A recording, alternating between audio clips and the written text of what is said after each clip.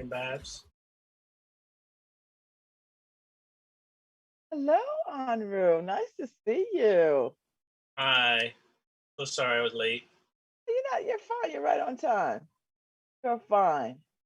It's good to see you. I feel like I haven't seen you in a good while. Hey, Harry. Hey, Anru. I'm just making sure that Babz knows we're live. Yes. Harry's like, I don't know what that chick will say. So, you've got some news. I do have some news. Is that all right to talk about it? Yeah, it's good. All right. So, Anru is hanging up his clinical therapist shingle. I am. That is accurate. Why? I know the pandemic has got us rethinking our lives in real ways. Well, so this is, it's more than that, right? It's something that has been actually in process for the last couple of years. And I mean, I can't say the pandemic had nothing to do with it, but it wasn't the main driver of it.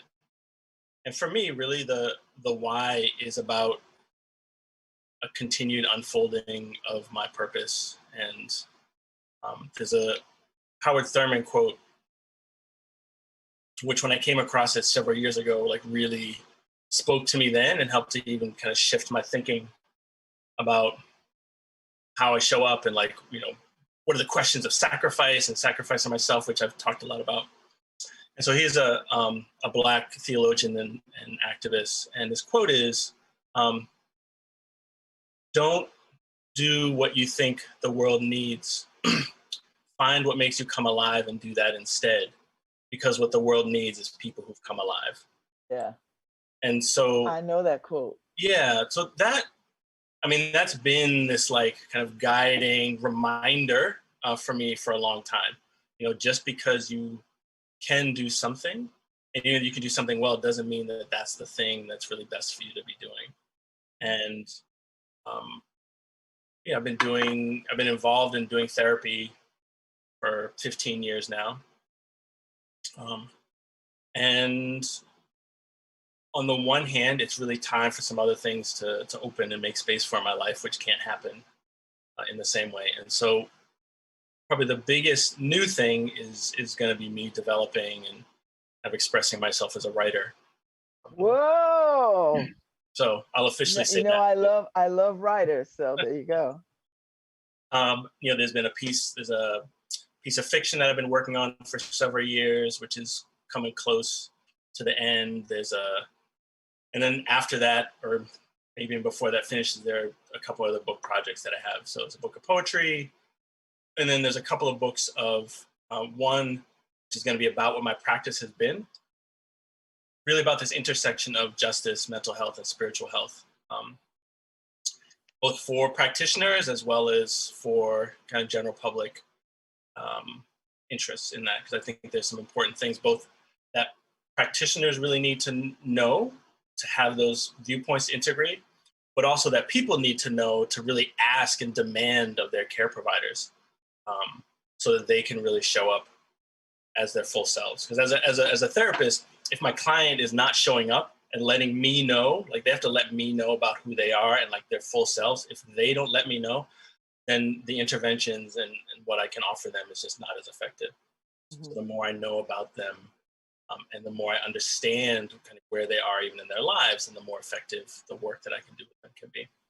And then there's another a book that's more grounded in the Orisha tradition, both about my path as well as different things I've been teaching people about a practice. And so there's like stuff that's kind of awaiting to emerge. And so that's the newest thing that I want to really explicitly give time and attention to.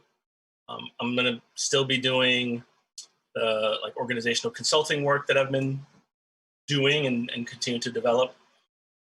And there's spiritual work and counseling that I'm going to continue to do with people in both the Orisha tradition and kind of ancestor work that's grounded in that.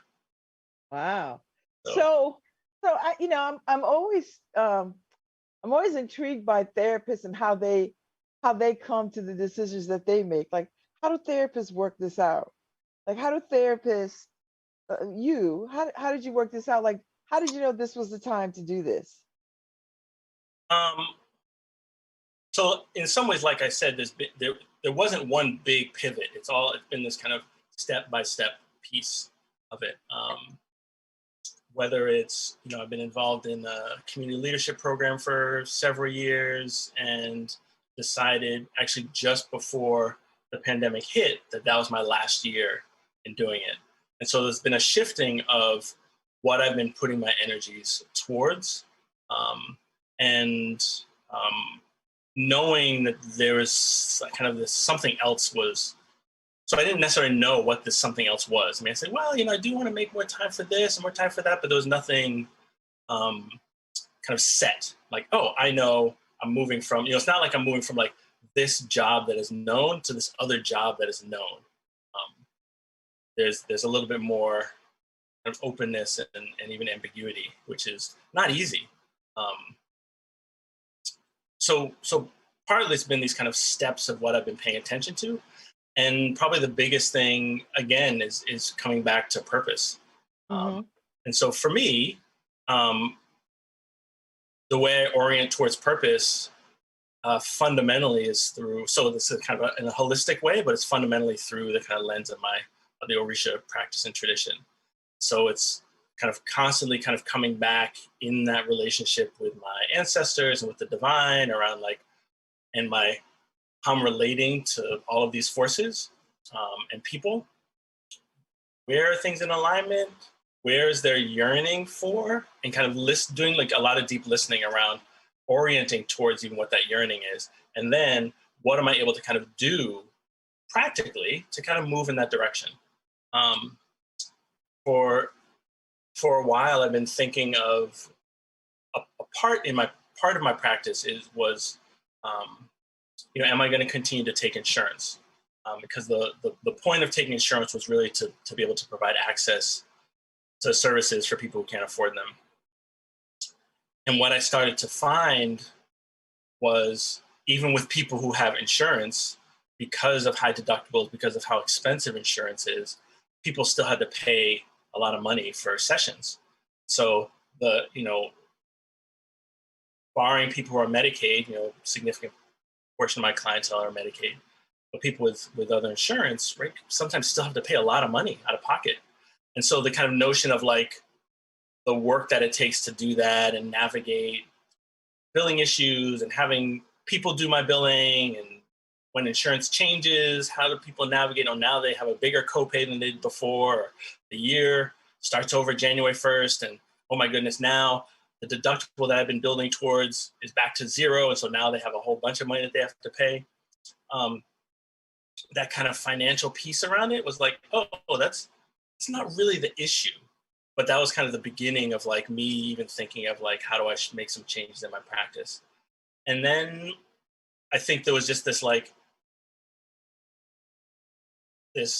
voice, this sense, this feeling of, it's really over here. Like it's really in this place of writing, of what is, what do I have to say? What are the things that are trying to be said through me?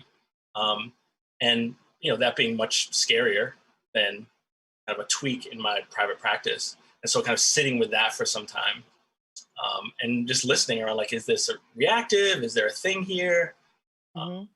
And over some time, it then really became clear, like, it's really actually about closing this part of my practice. And then all the feelings that were with that, kind of facing that, the challenges of, this feeling of like, I'm leaving people, like I'm abandoning people, either current clients or like clients to be, right, by doing this. And kind of coming back to that Howard Thurman quote around purpose and around, still having feelings around the endings. Because once I decided to end that practice, I then had to tell my clients, right? And part of the reason why I'm okay kind of talking about it now is, this is my last week actually of seeing clients. And so they've known for the last 2.5, almost 3 months Wow. that I was leaving. So my decision-making process was, okay, I'm going to close the therapy part of my practice. My practice has been larger than only doing kind of individual and couples work in therapy. And so it's not kind of ending my practice, it's this component of it. And I sat with that for a little while after kind of making that decision. And then I said, oh, if that's the case, I actually need to tell my clients, right? It doesn't just kind of, the feeling isn't just going to shift.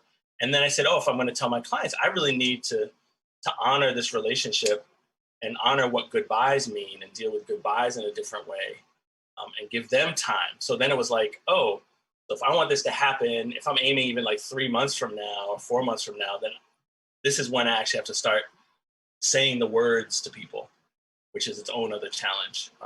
And looking at what goodbyes mean. And then now, last week and this week, the actual ending, right? The final goodbye. And that process, I mean, in social work, as a field, we kind of pay a lot of attention to endings. I mean, they call it termination, which is kind of a dramatic piece, but it's this ending. And very much in our lives, we don't get lots of opportunities to deal with endings well.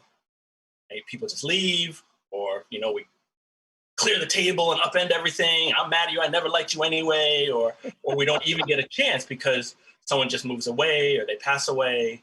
And so we rarely get the opportunity to be with the feelings, which are fundamentally feelings of care, and the complexity of what endings mean. And then with me as their therapist, facing with them other ways that endings may have come up in their lives that maybe weren't dealt with well. So I still, even though I'm the one leaving now, I get to still be a support for them to deal with ways endings may not have gone well for them at other times. And then having real conversations about, with this ending, it's an opportunity to look at what is needed moving forward with someone else. And I'm happy, and I've provided names and resources for people as needed. Or, I think and we agree that it's time to take a pause and like do some other kind of shifting or kind of try out not having the kind of support that they've had. So it's been a really kind of full and dynamic process, and not easy. I mean, not easy for me, and certainly also not easy for clients. But I made, again, kind of coming back to this piece around purpose. I made some real clear. I've continued to make some really clear decisions, trying to align as close as possible to that. So even when there's difficulty and discomfort and fear, it's like, okay, well, what else do I lean on to also have some of this courage to take the steps that I know are really important for me to take. Wow. This sounds like such a healthy, well thought out journey. I'm trying. It does. Like, I just think about my own life. I'm like, oh God, I get to flailing and drowning, and then I'm like, okay, make a change. But you had a very sort of thoughtful, seems methodical, exiting of sorts. Well, change. So in my tradition, change is seen as like the fundamental nature of reality. And then we do things, right? We make sacrifices, we build relationships to navigate those changes. So the changes can actually be nourishing, right? We can like stay afloat in it. We don't just have to flail around or burn the bridge or run screaming or hide ourselves in the change. But how do we navigate that and rely on people, rely on practices, which is, I had to lean heavily into those things, which I also enjoy, right? I mean, as a priest in this tradition, right? Oh, aren't I supposed to do that, right? And actually, there are times I have to like keep reminding myself, oh, right, let me go this way. And every time, I really sink into the practices that I have. There's a level of support and peace that is there, which helps me to have courage that the steps that I'm taking are the steps that I need to be taking. It doesn't mean they're easy. It doesn't mean that I'm still not all uncomfortable and freaking out and everything is in turmoil, but like, but I actually, it's like a crutch. I get to, it's supporting me even though I'm really angry that I need the thing to get me from point A to point B, oh, but this actually is helping and supportive. And that's also been really powerful and affirming.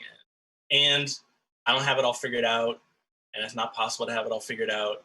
And But still, that's part of it, though, right? Like that's part of the exciting part of it, that you are allowing yourself to move in a direction that you may not know the answers to, or be.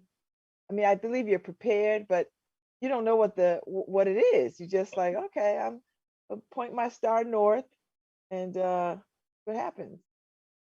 sometimes it's very exciting and wonderful. Sometimes it is not. I'm just also really clear. Like there's a real solid part of myself, and I think a lot of people resonate with this, where it's like, oh no, I like having things figured out, or I like thinking that I have things figured out, and that's so this has also been a part of, I think, an increase in that over the last couple of years, where really leaning into, I don't have it all figured out, and that is not just better, but that's actually closer to the way things are, which means if I understand that, I can navigate that more skillfully versus just wanting it the way I want it to be. And so that's the letting the wonder of not having it figured out be there, even though there's nervousness, even though fear might show up. But when I can notice that fear is the one talking in my ear, I have a little bit more agency to be like, oh, well, that's fear doing that. So in this moment, I can choose to listen to fear, or I can choose to listen to these other voices, right? These other supports that are saying, it's okay, this is the good way, do this. And as opposed to fear is like, but you don't, and what if, and I don't know, and who, but all the things. And so it's like, oh, I know what fear has to say. I know what self-doubt has to say. And in the moments of clarity, when I can see that, I can kind of not be embodied, like they don't embody me. I don't embody right. And something else can be present. Right. That's better. So does this feel exciting? I mean, is there a sense of it is life affirming. It is like connected to wonder and mystery and like the juiciness of life. So like that's like super, super good. And there's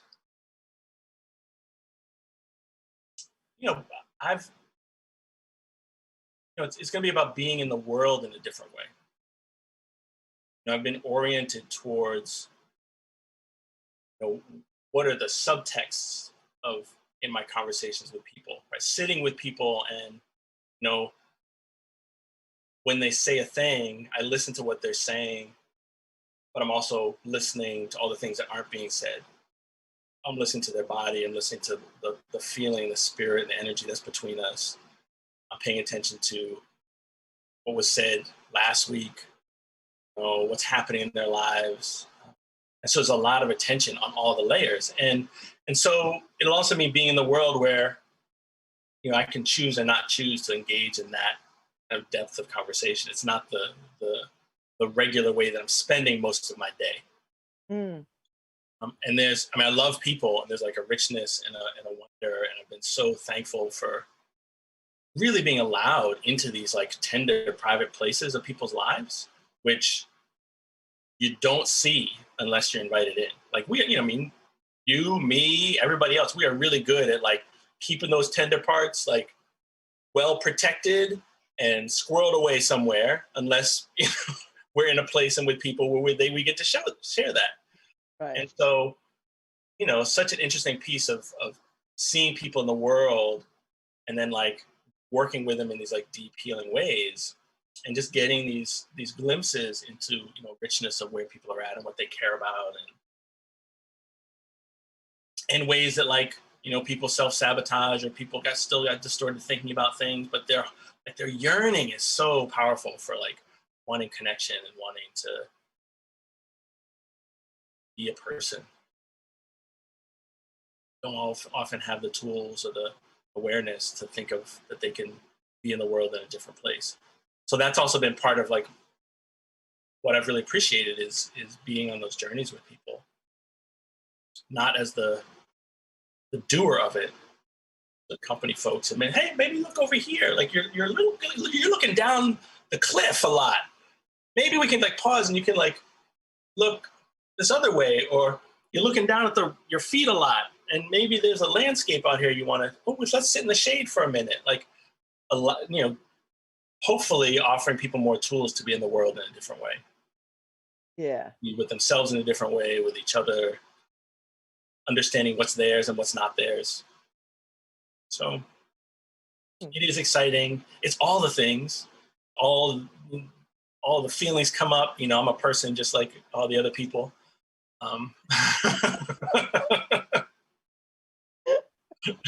Really? Yeah. Wow. Well, I mean, I think this is exciting. This is an exciting time. And the fact that you're going to focus on your writing, and I know writing is very personal for people. I mean, I'm a writer that hasn't written anything in a good while, but I still hold to that because it is so precious to me, to call myself a writer. And so have you always been a writer? Have you always, thought, ooh, write, I will write. I mean, there's never any time to do it, but So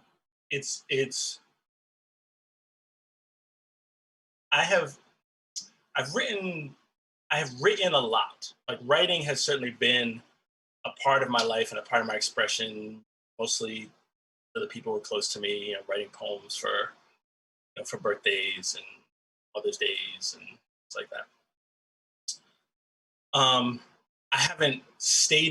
haven't claimed being a writer for most of my life. I mean, that's certainly this is a relatively new experience of being like, yes, I'm a writer. I didn't even start off by like I'm a writer. I was like, yeah, I'm going to make more space to write, right? It's like I can ride a bike versus being a cyclist, right? So I'm trying to claim a little bit more about being a writer. I've been a musician and a dancer and a performer. Like those I've kind of done and can claim in an easier way. There's certainly this thing about writing, which is, which I've talked to some people about and I've read about, this like, oh, what have you, like somehow the publishing part makes you the writer. And so I'm trying to reclaim this, like the publishing or not, like I'm a writer. These are ways that I'm expressing myself through words. And writing, so I've written kind of for, being in school, wrote a thesis. I've kind of written some like nonfiction like that, kind of poetry. But this is the first time writing fiction, which I've loved. I mean, I've been a reader my whole life. I really loved books, but never really thought of myself as someone who would write something, who could write something.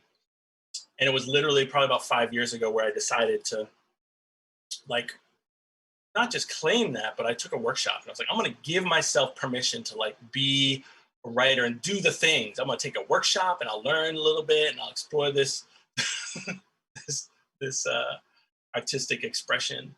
And that really led to me starting to write this book. And that's been wonderful. And it's, this feeling of like there's kind of more to write, right? There's more coming, and put some other things together. But it's super exciting, makes me be in a creative process and in something in a very different way. It's like letting the story unfold. Like it really is true, like letting the story come through and to be told, right? Versus the like, I'm going to tell the thing, which is much more when I've written the kind of academic nonfiction pieces, there's more of that feeling to it. Like, oh, I'm conveying this information and here's the backup and here's the outline. And I kind of fill in the in-between words. And this is not that. No. No. This is, I'm going to tell you what I am and you go with it. Yeah. Poetry seems to, when I write it, seems to come a little easier. But I have to do some real shifting for fiction. Like I really have to shift into the world and into the people and into not even into the world of the story, but there's a shift I have to do so that it all comes through easier. Or I end up writing a lot and then having to throw that away. No, never throw things away. Well, I mean, not use it for this thing. Yeah, just put it in another folder Yeah, and yeah. Oh no, look at it. it still exists. It's not deleted. Yeah, It's like, oh, yeah. that cut and paste. Well, I tell you what, when you ready to birth your book into the world, I want you to come over here and talk to me about it Oh yeah, I and will. share it, you know. And you're still gonna come on and do do what we do on this show. I just when I got the message that you were hanging up your shingle, I just wanted to spend this time talking about Mm. that process and that and just celebrate that a little bit and just talk about what you're doing. But when you come back again, Oh, we will do our spiritual ancestry connection because I know people love that. But I really just wanted to spend this time talking to you about yeah. your changes in your life. And even though I won't be able to join you in the celebration, but I this is my time with you. So No, whoever's paying attention, good for y'all. But this is between I've me noticed and that as a Unruh. theme. I've noticed that as a theme, Babs, I right? know. I don't really pay attention to other people. This is between you and I. This is It's very all a self-serving. bystander. Yeah, yeah. So, well, I wish you all the best. Thank And you. I think, people who are artists are always artists and they always find ways to express. This is just more of that for you. So thank you for being my friend and for coming on. And man, I can't wait to see what you do. I'm excited about it, and I'm really excited to share it. That feel that's part of the shift. I mean, these things I want to write, like it's all about writing it, getting it published, getting it out there. I'm Yes, very excited about it. So yes. thank you for your continued care and support.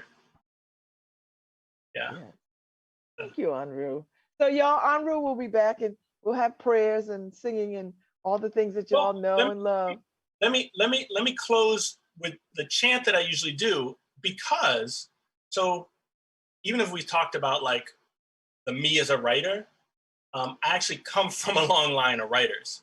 So my particularly my grandmother, both grandmothers. One was an English teacher. My father's mother was a writer and had all these papers squirreled away.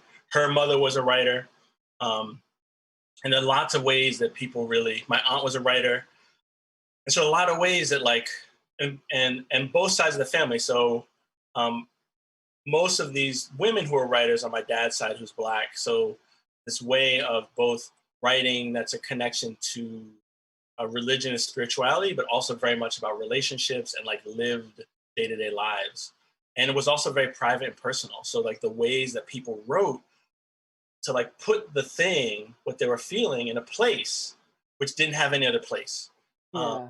and so I feel very much that I'm actually carrying on this lineage of people's expression through words. And so I'll You leave are. with my ancestor song, Okay. which again is thanking my mothers and my fathers and my ancestors for the ashe that they have given, right? For the ashe of writing that they have given to me.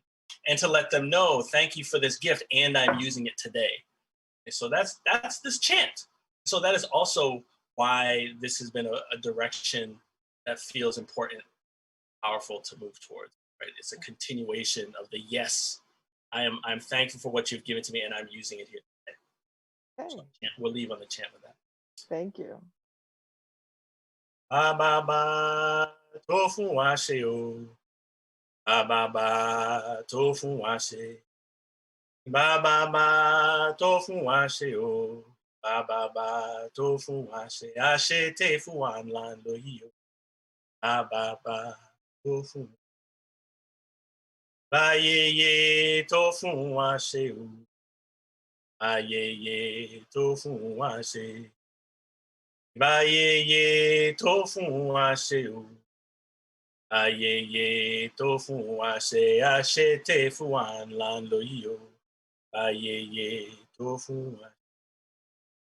Egungun tó fún wa ṣe o. Egungun tó fún wa ṣe. Egungun tó fún wa ṣe o. Egungun tó fún wa ṣe. Àṣẹ tẹ fún wa ńlá lóyè o. Egungun tó fún wa ṣe. I gon gon to fun wa se. I gon gon to fun wa se. Say. Yay. And a little shout out. People get ready books. My favorite bookstore. There you go. All right, Harry. Thank you. Thank you, Unreal. Yeah, thank you, Harry. Peace and blessings, brother. Peace and blessings. So much. Thank you. All right, Harry, play us out. Hi, this is Babz Rawls-Ivy from New Haven, Connecticut, and you're listening to WNHHLP 103.5 FM, streaming live at New Haven Independent.